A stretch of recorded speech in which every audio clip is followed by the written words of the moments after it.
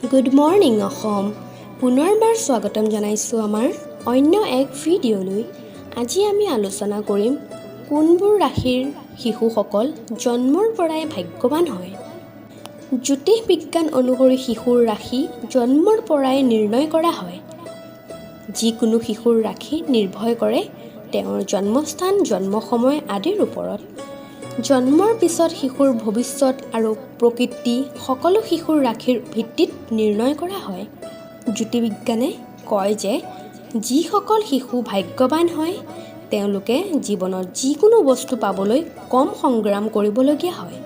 আজি আমি এনে ৰাশিৰ বিষয়ে জানিব পাৰিম যিবোৰ জন্মৰ পৰাই অতি ভাগ্যৱান আৰু পিছলৈ পিতৃ মাতৃৰ বাবেও ভাগ্যৱান বুলি প্ৰমাণিত হয়।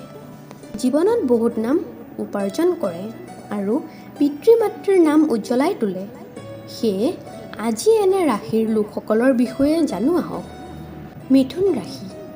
জ্যোতিষ বিজ্ঞান অনুসৰি মিথুন ৰাশিত জন্ম হোৱা শিশুসকল অতি পৰিশ্ৰমী আৰু বুদ্ধিমান।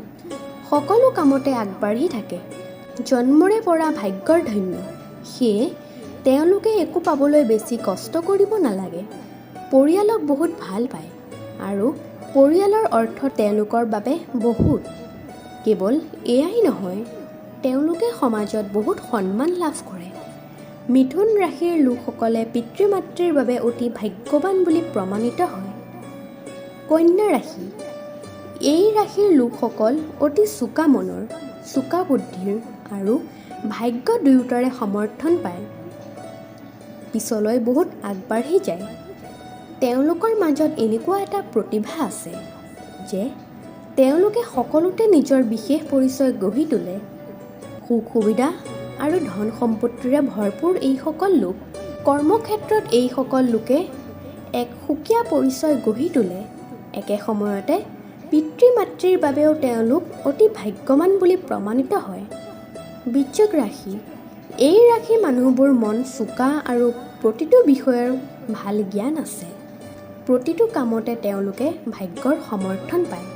কঠোৰ পৰিশ্ৰম আৰু বুদ্ধিমত্তাৰ ভিত্তিত তেওঁলোকে প্ৰতিটো কামতে সফলতা লাভ কৰে। তেওঁলোকৰ ভাগ্যই সদায় নিজকে পোহপাল দিয়ে। লগতে তেওঁলোকৰ লগত জড়িত লোকসকলেও তেওঁলোকৰ ভাগ্যৰ সুবিধা লাভ কৰে। ধন্যবাদ।